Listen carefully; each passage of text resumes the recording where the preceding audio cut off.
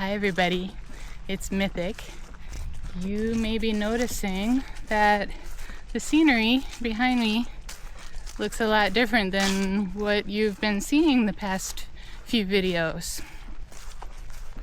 That is because I am in southern Minnesota. How did this come to pass, you might wonder?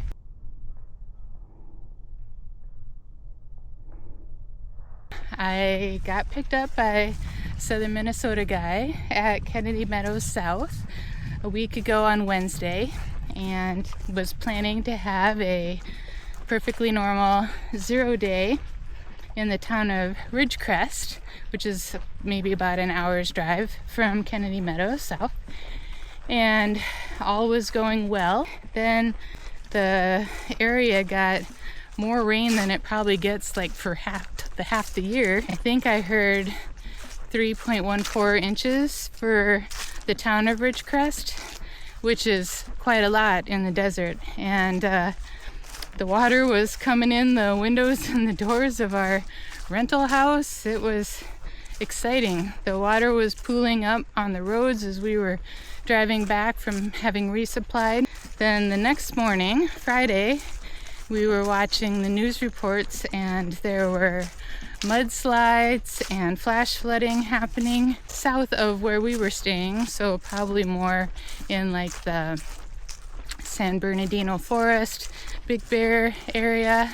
We were scouring the news reports for information we could find about any damage to the trails, watching the Pacific Crest Trail Association closures website for information there, and didn't see anything about the mudslides. But as I was checking for closures, I saw that there was a forest fire, the Pass Fire, which was near Monarch Meadows, which I had just hiked through like not even a day or two before. Watching all of that news coverage and being concerned for my own safety and for southern Minnesota guy's safety as he's traveling on some pretty remote roads to access me for drop off and pick up. Agonized over this decision for pretty much a full day and a half. Came to the realization that we should probably be on the safe side and come home, and then plan to come back in future years and do the remainder of the trail. I'm going to do some thinking in the days to come about how I want to approach finishing this up, because I am not done with this adventure yet. I will complete this trail. This is a multi-year through hike, and I am in no way admitting defeat. So next year I will be approaching some portion of the trail. We just don't know what yet.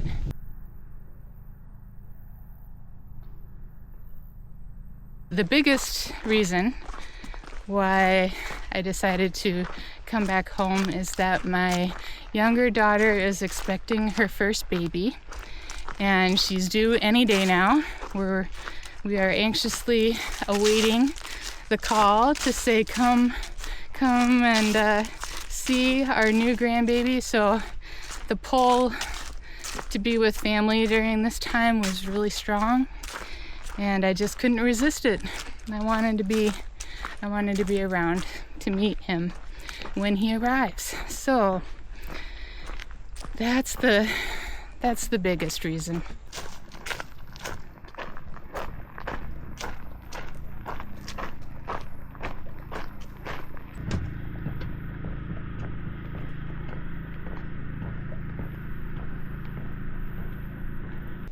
While I was on the trail in 2025, I did 1,247 miles. I'm pretty proud of that. I'm going to make a donation to the National Indigenous Women's Resource Center for those miles that I have completed this year as I had pledged. And then when I get back on the trail in the future, I will continue my pledge. Thank you everyone who has also donated to the National Indigenous Women's Resource Center. This is such an important organization that is working to fight for justice for missing and murdered Indigenous women, girls, and Two-Spirit people.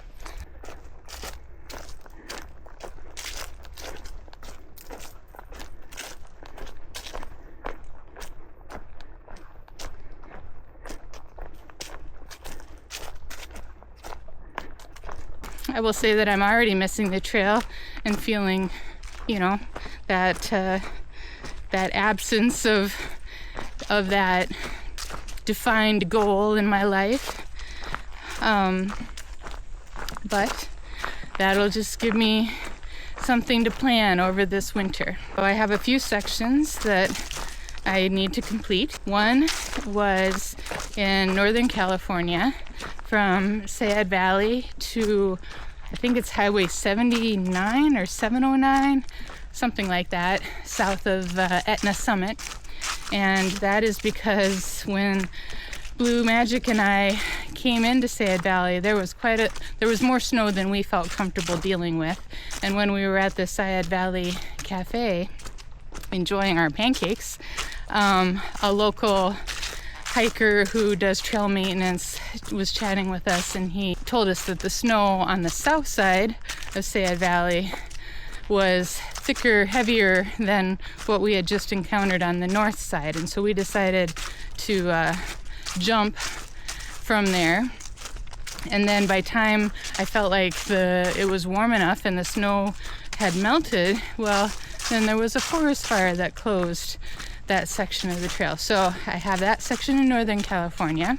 And then I did skip the PCTA recommended road walk detour near Quincy because of the fire damage. The trail was really overgrown, and I guess people were having trouble keeping on trail, and one person even had to be rescued because she lost the trail. So that short section of road walk and or the trail, depending on what the conditions are. And then from Kennedy Meadows south to the Mexico border. I'll be considering all of those options as the winter goes on.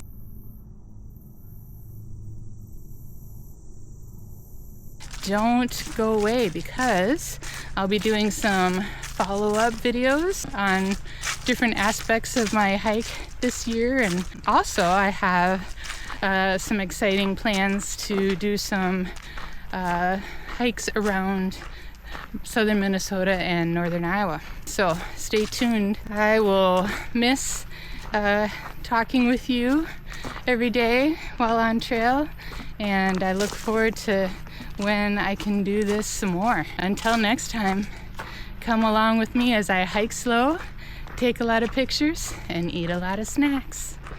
Bye for now.